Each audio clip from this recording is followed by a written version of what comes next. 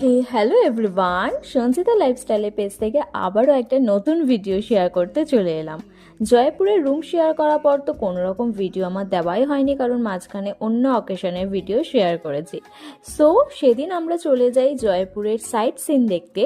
সকালে আমরা হোটেল থেকেই ব্রেকফাস্ট করে নিই, দেন আমরা বেরিয়ে পড়ি।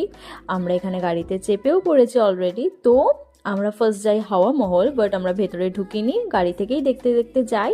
দেন আমরা চলে গেছিলাম সিটি প্যালেস।